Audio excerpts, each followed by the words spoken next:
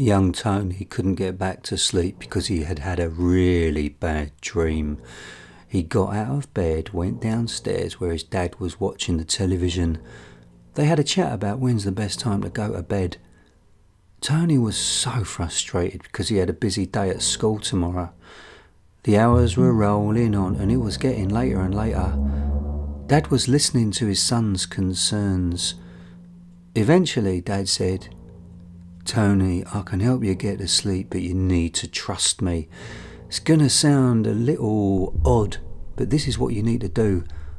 You're going to thank me for this tomorrow. Are you ready for it?" Oh yeah, Tony was ready all right.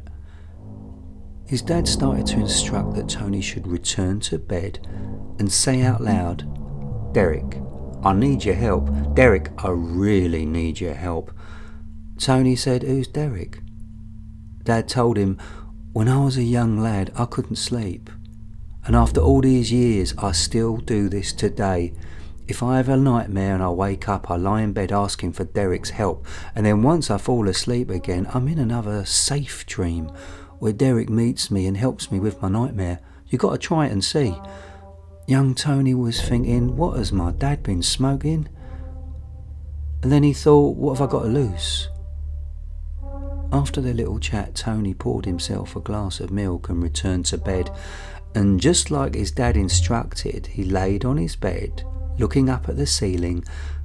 "Derek, I need your help."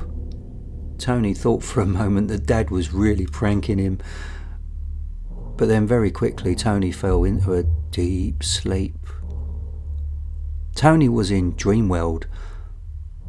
And there was the usual fog, and every object seemed a little out of focus, like many dreams are. And then out of the fog, in front of him was a huge building with an entrance to a shopping mall. And above the glass doors were large red letters that read, "The DREAMCATCHERS SHOP." Tony walked forward to the double doors and they automatically opened. This dream was now better quality.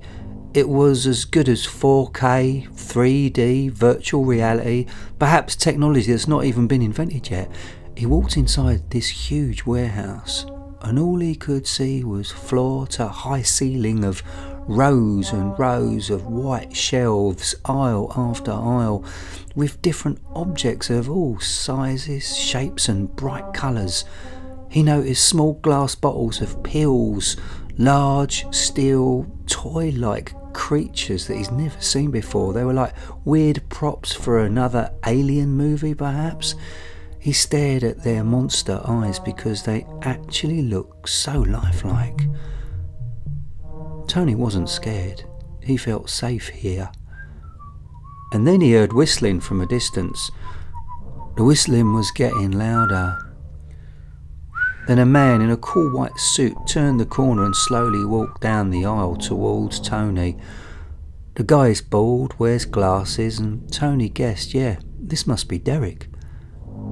The man said, "You must be Johnny's boy. You do look just like your father.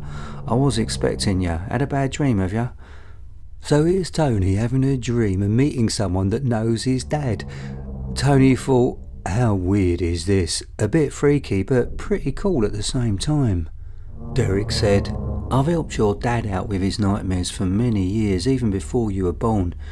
He's very brave, your dad. He's battled with spider demons, contorted witches and vicious spirits." Then Derek asked Tony, "Tell me about your dream."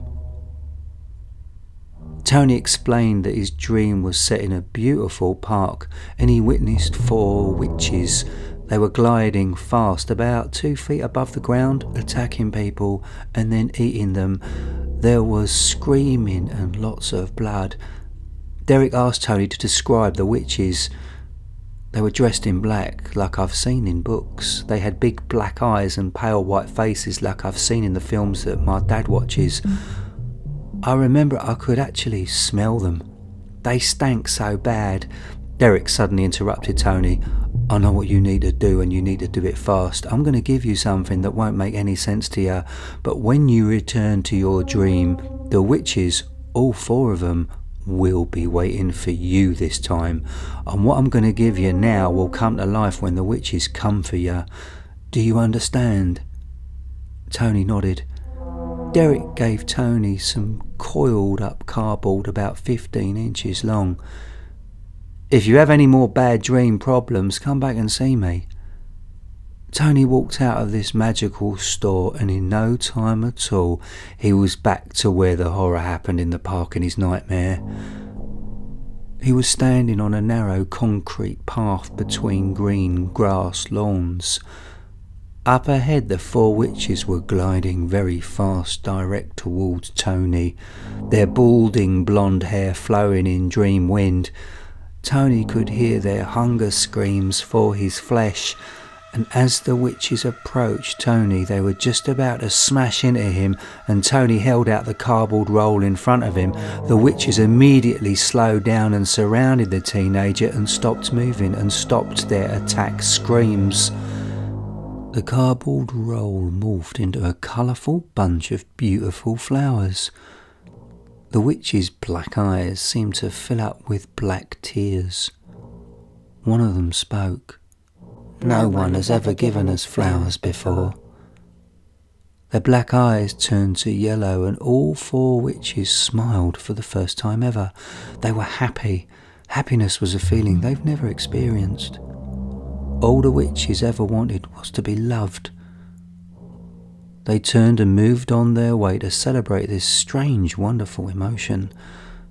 Another turned her head towards Tony and said, "You'll never come to any harm from us in your dreams, and Tony, if we can, we'll try to protect you from other dream monsters. We will never forget what you did tonight." Tony woke up for school the next day. At breakfast, he said to his dad, "You're right. I managed to sleep, and I met Derek. He talked about how brave you are." Tony's dad was so happy for his son. Tony had a good day at school, until the very next night.